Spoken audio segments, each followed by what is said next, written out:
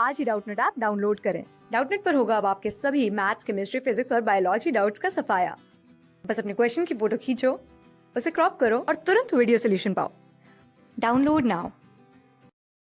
In this question, a penny with a mass m sits on a horizontal turntable at a distance r from the axis of rotation. The turntable accelerates at a rate alpha radian per second square from t equal to 0. The penny starts slipping at t equal to t1. The friction coefficient on the surface of turntable and the penny is mu. And we are required to find the direction in which it starts sliding, the magnitude of the frictional force at t equal to t2 where t2 is greater than t1. तो ये हमें एक turn table बना रखी है, दे रखी है। उसके सेंटर से r डिस्टेंस दूरी पर एक पेनी है जिसका मास है m। तो ये अल्फा रेडियन पर सेकेंड से t इक्वल टू 0 पे स्टार्ट करता है रोटेट होना। तो इसका पेनी का हम FBD बनाएंगे। तो ये तो हॉरिजॉन्टल सरफेस है, तो इसके नीचे डायरेक्टली डाउनवर्ड्स mg एक फोर्स लग रहा होगा। जब ये रोटेट कर रहा होगा, मान लीजिए v वेलोसिटी से या ओमेगा वेलोसिटी या v वेलोसिटी या ओमेगा से, तो इस पे बाहर एक सेंट्रीफ्यूगल फोर्स लगेगा जिसकी जो अमाउंट होता है वो mv²/r होगा।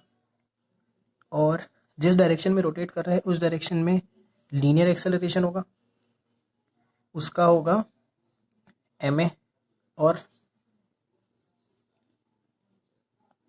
एक्सेलरेशन हमको पता है क्या होता है, r alpha, that is r alpha हमारा एक्सेलरेशन हो जाएगा।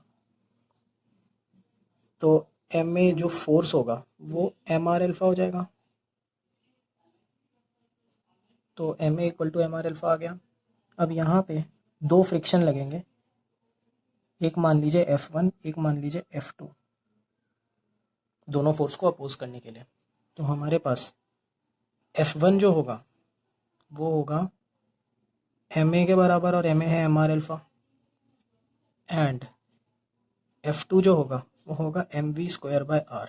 अब हमारे पास v अननोन है, तो v equal to u plus at से हम u तो 0 है, तो v इक्वल टू 80 आ जाएगा, और ये हमारे पास है r अल्फा।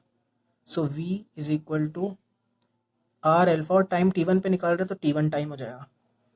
हम यहाँ पे वैल्यू रखेंगे तो जो F2 की वैल्यू आएगी वो आएगी m r² अल्फा² t1² r। सो ये आ जाएगा mr अल्फा² t1²।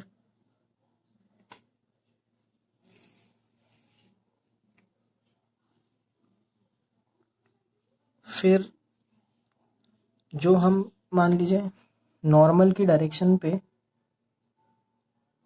से जो नेट जो फोर्स लगेगा उस पे एंगल एक थीटा ले लेते हैं।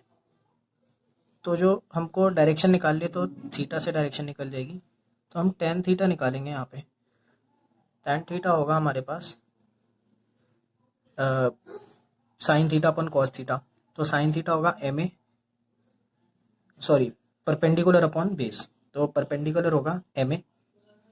तो ma आ जाएगा mr अल्फा, और बेस आएगा mv²/r, जिसका सिंप्लीफाइड वैल्यू है mr अल्फा² t1²। सो कुछ चीज़ें कैंसिल हो जाएगी, और थीटा की वैल्यू आ जाएगी tan inverse 1/α t1², where theta is the angle from the direction of normal। तो फर्स्ट पार्ट का आंसर ये आ जाएगा, आंसर ऑफ ए। अब the magnitude of frictional force at T equal to t2। अब जब भी कोई भी एक time t equal to t1 से जब बड़ा कोई भी टाइम होगा, तो उसमें जो फ्रिक्शन का मैग्नीट्यूड होगा, डायरेक्शन चेंज होगी डेफिनेटली, बट जो फ्रिक्शन का मैग्नीट्यूड होगा वो सेम ही लगेगा, क्योंकि लिमिटिंग फ्रिक्शन क्रॉस कर चुका है t इक्वल टू t1 पे।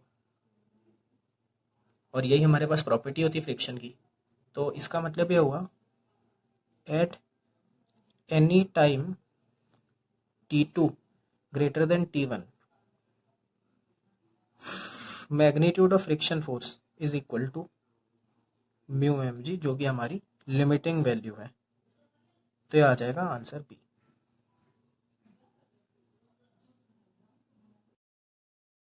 क्लास 6 से 12 से लेके नीट, IIT, JEE मेंस और एडवांस के लेवल तक 10 मिलियन से ज्यादा स्टूडेंट्स का भरोसा। आज ही डाउनलोड करें डाउटनेट ऐप या व्हाट्सएप कीजिए अपने डाउट्स 8400 400 400 पर।